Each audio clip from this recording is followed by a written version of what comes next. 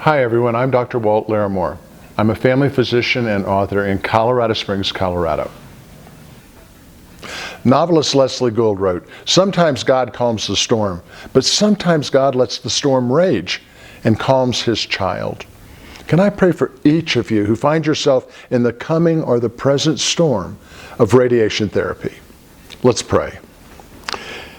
Dear God, we come to you now to pray for the people who are facing radiation as part of their cancer treatment, and to ask you to be with their medical team and use the medical team to remove the cancer cells, make any burns or side effects inconsequential, and restore these patients to health.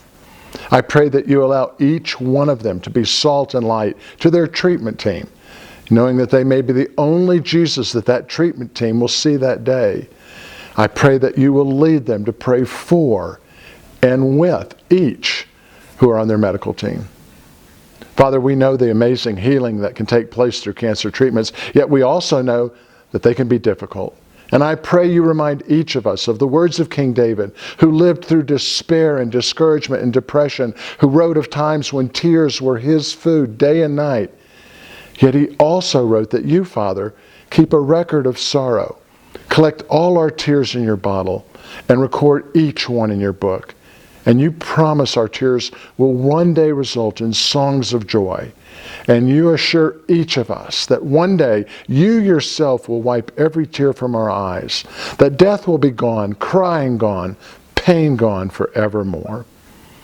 Help us, Lord, realize the truth that when physical cure doesn't show up immediately, that you do.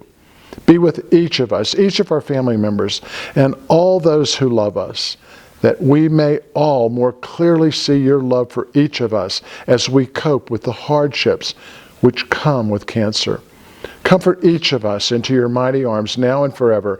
In the name of your precious Son we pray. Amen.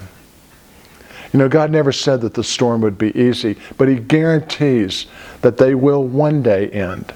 God never said that the journey would be easy, but he promises that the arrival will be worthwhile.